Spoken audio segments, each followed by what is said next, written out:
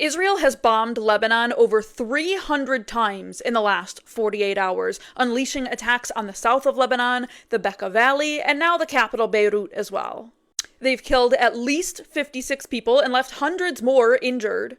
And now they've issued new evacuation orders for 57 different towns and villages. The latest evacuation area includes everywhere south of the Zahrani. It used to be the Litani, but now Israel has moved up the combat zone, issuing now forced evacuation demands for hundreds of thousands of people, including the entire city of Tyre. That's a population of 125,000 people. And this is what Israel is doing to them right now.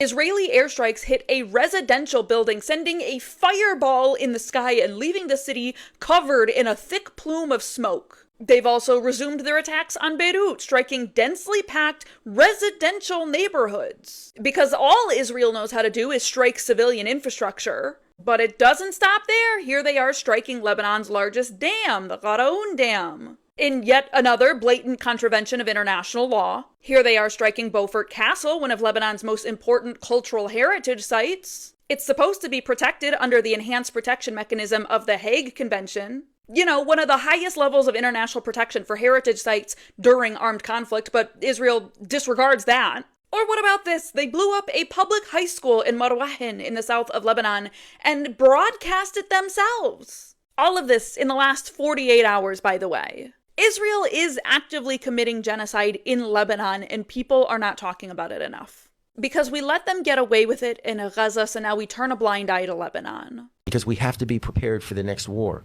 which will be probably against Turkey and Egypt. Those are the words of a convicted Israeli spy, that Egypt and Turkey are the next targets for Israel's war of expansion. During a recent interview with Israeli National News, he dropped this alarming, albeit unsurprising statement. Pollard argues that Israel must decisively finish its current wars against Gaza, Iran, and Hezbollah because of what he believes to be an even larger conflict that looms on the horizon. He said the true storm coming in the Middle East will involve countries like Turkey and Egypt, noting that fighting Turkey would supposedly pose a greater challenge than fighting Iran. Now, aside from Erdogan's public pro-Palestine rhetoric and condemnations issued against Israel, Turkey has long maintained strategic, economic, and logistical cooperation with the occupation entity, and that has barely changed during Israel's genocide on Gaza. In 2025, Israel imported near record volumes of Azerbaijani oil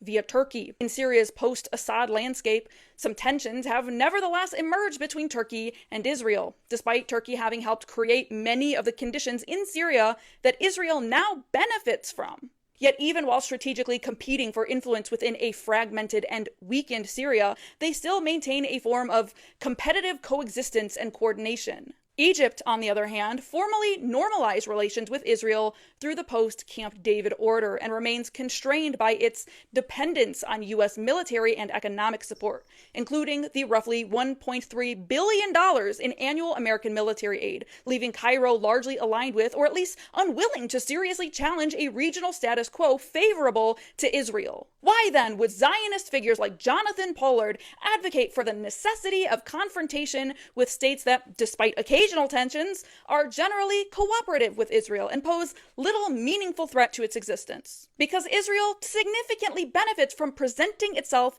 as living under constant existential threat, a narrative of victimhood that serves to justify its militarization, exceptionalism, aggressive regional policies, and continued Western backing, ultimately facilitating its primary objective in expanding its borders across the region.